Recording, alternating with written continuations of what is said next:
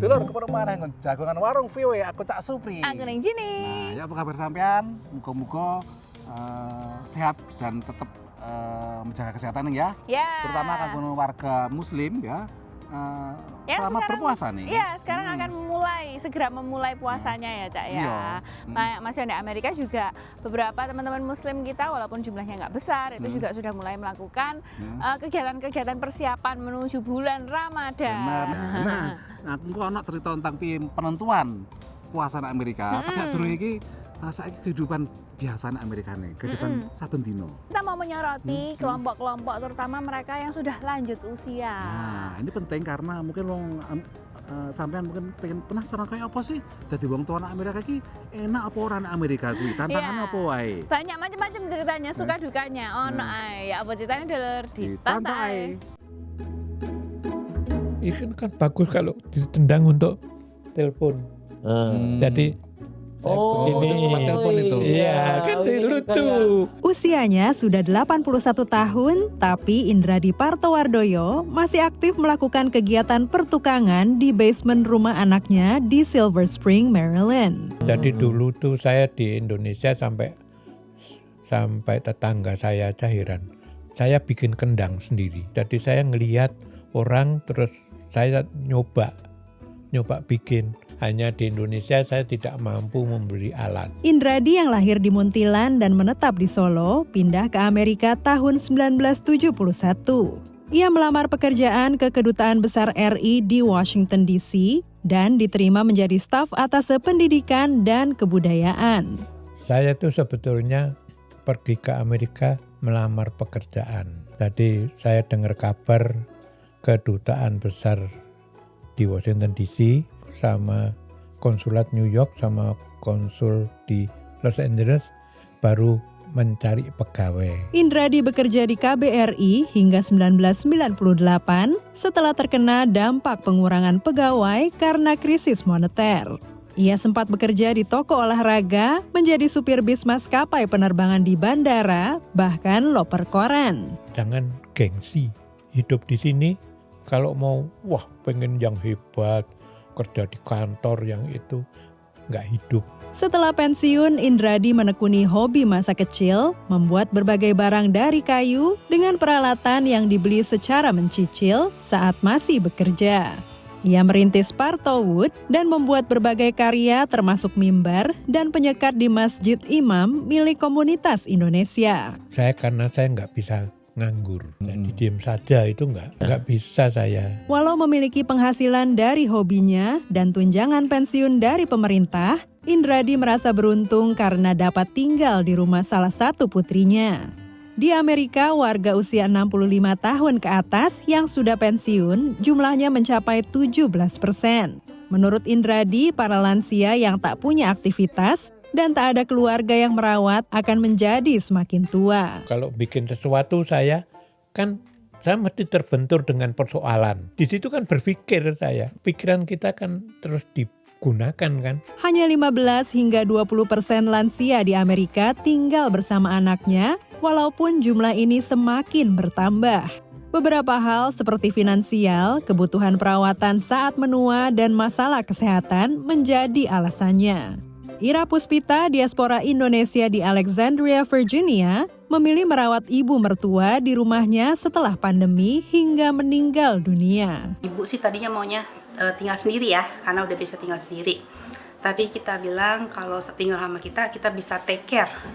And then kita bisa everyday ketemu. Tantangannya itu sebenarnya kalau kita nggak ada pengetahuan, kita nggak banyak join community atau berbicara dengan teman yang punya pengalaman yang sama merawat orang tua, itu sangat berat karena ada stres ya. Menjadi lansia di Amerika memiliki tantangan tersendiri. Namun memiliki anak yang mau membuka pintu rumahnya bagi orang tua mereka, menurut Indradi adalah hasil dari nilai kekeluargaan yang ditanam kepada anak-anaknya sejak kecil. Kita jadi orang tua tuh nggak usah ngasih kuliah, kita kasih contoh aja.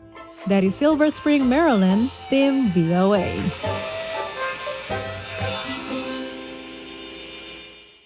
Secara warga masyarakat walaupun sing dijenenge Amerika itu individual, banyak orang yang mikir kayak gitu. Tapi secara sistem mereka tuh dipersiapkan untuk mandiri ya, Cak. Benar, Ya? jangan akeh kita misalkan lembaga-lembaga yang menerima warga lansia untuk jadi relawan nih. Ya. Nggone yayasan non profit. Lek misalnya wis pensiun sampean gak tau lho, lak lolok nang omah lapo ae iki gak iso ngingon cucu.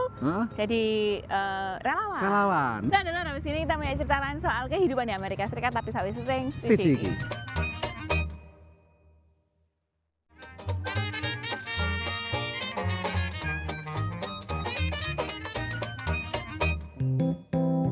Lor, sana jagongan warung Vio ngobrol tentang kehidupan sehari-hari warga Amerika atau warga Indonesia kini dalam suasana puasa. Muga-muga sampean tetap puasanya kuat. Ya. Godaane kadang pas puasanya akeh.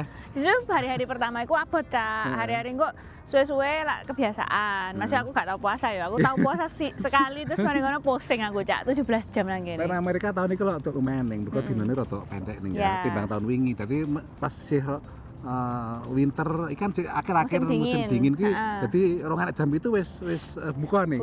Terus si jenenge sahure piyo rada maju sithik dadi sekitar lebih pendek lah. Mungkin 10 jam. 11-an ya. Wingi kan sempat 16 jam bareng pas summer ya. Luwe dulur. Pusing aku.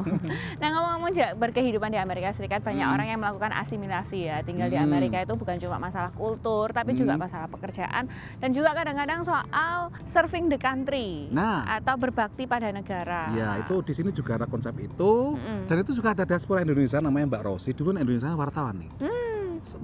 Sang seorang angkatanku lah ya. Mbak Rosi ki nenggon Texas konon San Antonio ki dadi tentara nih.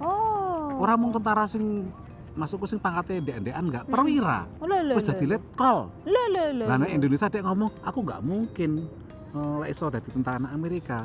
Jadi mergo terlalu pendek nih. Kok lek Indonesia enggak menuhi syaratku ini. Gak nyucuk ya. Iya. Itu masalah persyaratan juga jadi salah satu hambatan biasanya. Nah, ya apa ini cerita dan pengalaman dari Mbak Rosi ya? Mbak Rosi ya. Tonton dulur. Saya tuh sempat ke titik 70% PTSD-nya, jadi sudah parah. Tapi saya terus ketemu dokter, ngomong-ngomong sama dokter gimana caranya. Dan itu iman kita ya sebagai orang beragama. Kita ngomong sama Tuhan kita gimana caranya supaya saya nggak mimpi buruk lagi. Mengalami PTSD, Post Traumatic Stress Disorder, atau kondisi kesehatan mental yang muncul setelah mengalami atau menyaksikan kejadian traumatis adalah pengalaman membekas bagi Letnan Kolonel Rosita Arwan Orchid Baptis. Nyaris terkena peluru nyasar saat ditempatkan di Baghdad, Irak, Rosi, demikian ia biasa disapa, adalah perwira militer AS. Kalau ngelihat angle-nya, kalau ngelihat sudutnya semuanya memang harusnya kepala saya yang kena. Diaspora Indonesia lulusan Fakultas Hukum Universitas Sumatera Utara ini pindah ke South Carolina tahun 2000 karena menikah dengan pria warga AS. Pertama kali saya kerja harus bersihin restroom, saya nangis. Setelah beberapa bulan bekerja menjadi kasir di restoran cepat saji dan tos serba, Rosi mencoba melamar ke Angkatan Darat AS. Nggak mungkin lah, masa punya gelar sarjana hukum, kerjanya begini-begini aja ya kan. So saya kepikiran, suami saya kebetulan dia juga dulu di Angkatan Darat Amerika. Dia bilang, kenapa kamu nggak gabung ke Army aja. Mereka nggak bakal tanya udah punya pengalaman kerja apa belum. Gagal ujian tertulis pertama tak membuat Rosi patah semangat. Ia belajar keras mengikuti ujian kedua dan lulus, demikian juga dengan ujian fisik. Tapi karena saya bukan warga negara Amerika, saya hanya boleh memilih beberapa jenis pekerjaan. Jadi pilihan yang mereka kasih cuma jadi supir, montir, tukang masak, dan saya pilihnya montir, mekanik. Maka Rosi pun masuk sekolah mekanik di Fort Jackson, South Carolina. Lulus di usia 34 tahun dengan latar belakang sarjana hukumnya, ia langsung memperoleh pangkat Enlisted 4 atau Specialist setara dengan kopral. Sebagai mekanik, Rosi sempat dikirim ke pangkalan militer AS di Jerman selama 4 tahun, juga ke Kuwait dan Irak tahun 2005. Ketika di Indonesia saya nggak bisa gabung angkatan karena saya pendek. Ada juga dulu keinginan pengen jadi polwan, tapi kan nggak mungkin jadi polwan kecil begini. Orang kecil kayak saya tuh berjuangnya 10 kali lipat lebih besar loh pada orang lain. Tingginya yang hanya 149 cm tak menghalangi Rosi untuk berkarir. Setelah menjadi warga negara AS, ia melanjutkan sekolah perwira dan lulus menjadi Letnan 2 hingga kini berpangkat Letnan Kolonel. Yeah, I think what she's accomplished is amazing. Again, to be a female, a minority female at her rank is a great accomplishment, and she's also a great leader. I think that what she's doing to represent her country is amazing, and again, achieving that rank, even in the United States Armed Forces, is something to be recognized. So it's very admirable. Rosie yang kerap memperkenalkan Indonesia di tempat kerjanya berharap dapat berpartisipasi dalam latihan militer antara AS dan Indonesia. Kalau masalah hati ya, lahir dan besar di Indonesia, itu tetap kita cinta Indonesia. Cintanya tuh nggak bakal bisa lalu Pak. Makanan Indonesia, oh my gosh, it's the best. Dari San Antonio, Texas, tim VOA.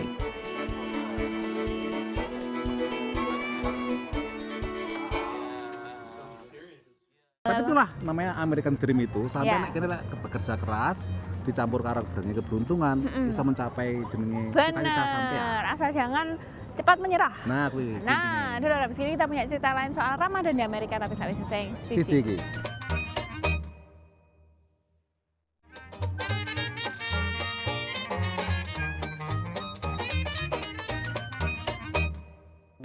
Baca 3 minggu yang lalu kita sih ngomel-ngomel adem-adem tiba-tiba sumuk. Enak iki tapi udara ini. Ngono. Tapi masuk rotok panas ini tapi kan anginnya enak, jadi semprepet enak. Jadi pas dino poso ini lumayan lah membantu. Masih suasana yang lain nih, suasana Amerika iki yo suasana ini biasa ya, ora enek kayak misalkan warung ditutup, wong sing nek kene sampean yo delok yo padha mangan yo mangane nek ngono. Memang yo sepi negara muslim minoritas. Iya, di sini jumlah warga muslim itu mungkin cuma 1% ya, Cak. 1% Ya? sidik. Jadi memang statistik itu kadang-kadang ono sing ngomong range-nya antara 3 sampai 5. Tapi memang diperkirakan atau menurut berbagai data perkembangan Islam itu tuh yang terpesat selama ini nih. Benar. Sebagian besar memang soko warga imigran, soko negara-negara muslim sing nang rene. Dan juga beranak pinak. Terus sebagian juga konversi itu nggak terlalu banyak ya. Ya, tadi Cak Su sudah bahas soal lama puasa, terus juga jumlah warga muslim yang ada di Amerika. Kalau di Amerika Serikat itu di sini juga nggak ada sing jenenge kayak Menteri Agama nggak enek. Nggak ada. Departemen Agama yang menentukan, yang mengkoordinir penentuan hari pertama puasa. Nggak enek ini. Iya, siapa sing nentukno? Jadi kayak Sak-sake dhewe. lembaga-lembaga muslim, asosiasi muslim Amerika Utara. Ini ada cerita dan liputannya terkait soal penentuan tanggal mulai puasa di Amerika dulu di Pantai. Seperti tahun-tahun sebelumnya, sebagian muslim di Amerika Serikat sudah mengetahui kapan hari pertama Ramadan, jauh sebelum taraweh pertama. Imam selalu mengambil rujukan dari Fikih Council of North America, FCNA, dalam memutuskan jatuhnya hari-hari besar Islam.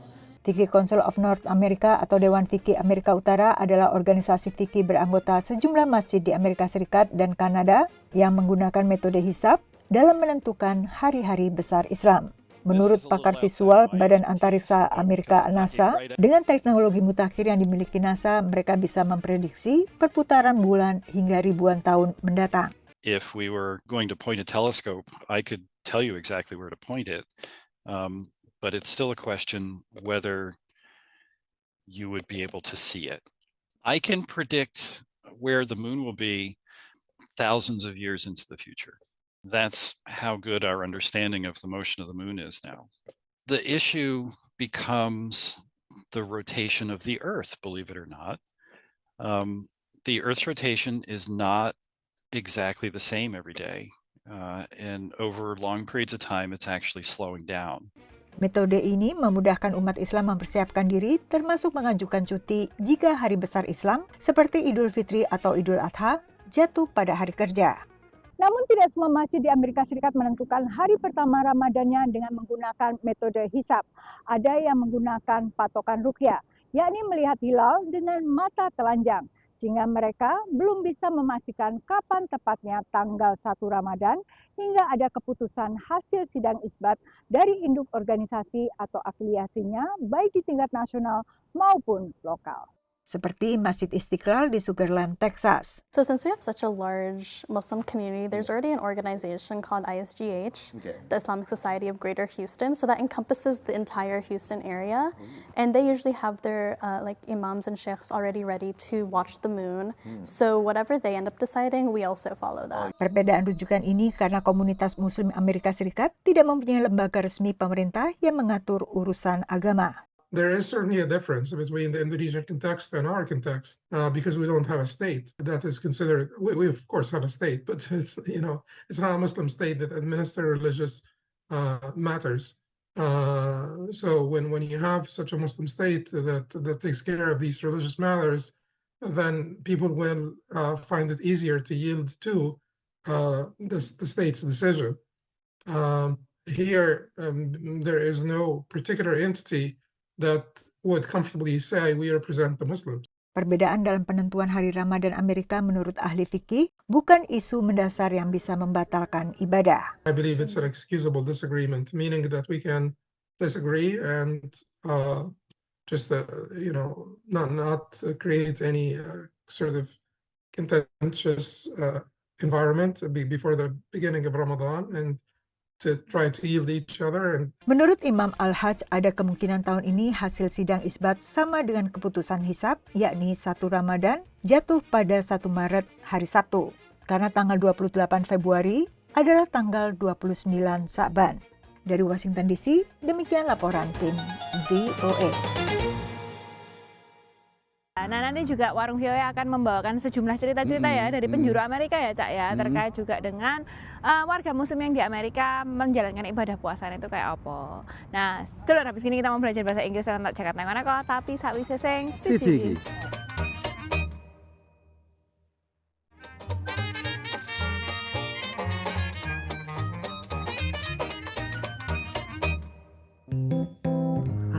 Lah timbangan aku ngelak.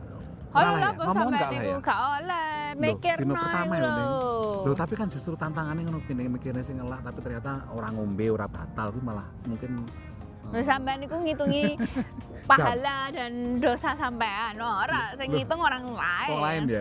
Tapi kan ada punya hak untuk ngitung, mbuh ki diuru hitungane beda apa ora. Terus sing ngitung kan biyen cilik kan sampean biyen ya apa. Kan dilumpukne pahalane piro. Ah itu kan kadang-kadang zaman cilik dhisik ngono kuwi ne. Kan sing paling gampang kadang-kadang untuk zaman cilikan dhisik kan diajari ngono karo guru ngaji.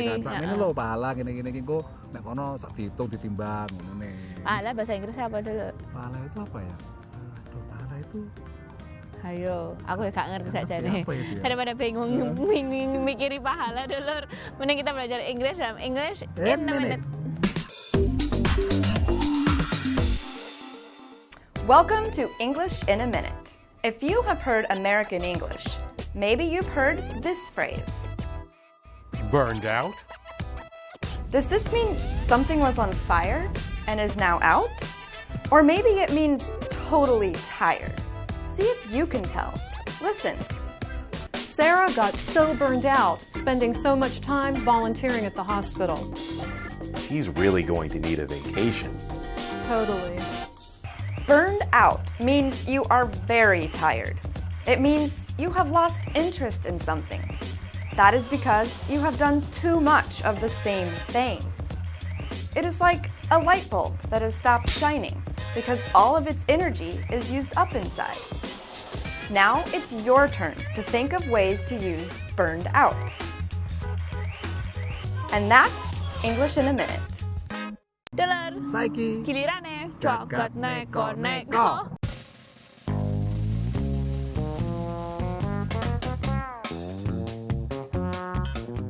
Bentuknya kayak traktor sakjane lur, tapi sapi-sapi nduk peternakan Australia iki manut mbarek perintahe. Robot sing jenenge Swagbot iki memang dirancang mbarek peneliti nduk Universitas Sydney nggo angon sapi pas mangan suket nduk padang rumput. Tujuannya supaya ora ilang utawa minggat. Biasanya peternak sapi nganggo asu khusus penggembala. Tapi kadang asu-asu ki padu mbarek sapi-sapi sing nakal. Robot penggembala iki terus dikembangno duwe kemampuan iso ndeteksi padang suket sing ngandung gizi dhuwur sing dibutuhno nggo sapi-sapi sing lagi meteng. Lek dibrik sapi, apa iso endo iki lur?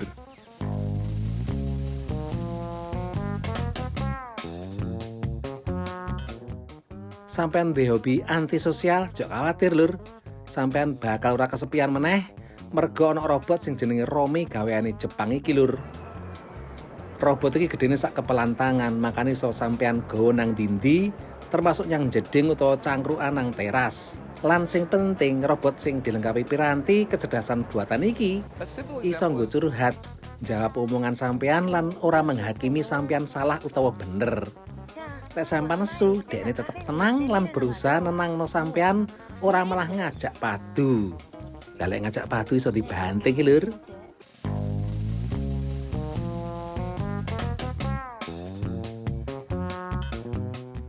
Sapi kok iso baris meneng iki lur. Ya iki sapi-sapi sing lagi dijak parade nang kawasan wisata Alpen Swiss. Parade tahunan iki nggo tontonan para turis sugih sing teka nang kawasan wisata ski iki. Sakjane acara iki wis dadi tradisi atusan tahun lan diterusno sebagai bentuk kerjasama industri wisata mbarek peternak lokal sing ngasilno susu lan daging. Beberapa tahun iki wedhus ya dijak parade soalnya daerah iki ya dikenal penghasil keju susu wedhus sing top. Cuma wedhus iki kadang angel diatur lur. Makane para turis dielingno, lek diampiri wedhus iki aja mlayu soalnya malah iso diuber lan disruduk. Wis ndodoke lur ben dikira kotak pos. Seiring dengan juga perkembangan warga muslim yang ada di Amerika dan komunitasnya itu tambah besar ya, otomatis juga mereka cater atau melayani komunitas muslim itu dengan restoran-restoran halal misalnya. Terus juga ada restoran halal, toko-toko kelontong halal, supermarket halal. Saiki nih, tak bandingin aku 20 tahun kepungkur rene iki nih. Saiki iki jan wis setiap daerah, setiap wilayah iki akeh sing toko halal, daging halal, terus makanan-makanan liyane sing halal iki saiki gak bingung. Jadi sampean pengen nang Amerika pas poso, ora sanggo makanan halal saka Indonesia dulur. Nek kene gampang saiki golek terutama nek kutha-kutha sing gede lho ya. Nek sing cilik nek kutha-kutha cek rada kangelan kudu yang kutha dhisik. Dan selain juga toko-toko halal, memang juga restoran-restoran itu ada beberapa sing buka ya Cak ya selama jam sahur itu dilanjut ngono terus ono ya. Ono beberapa terutama restoran-restoran kebab itu nih.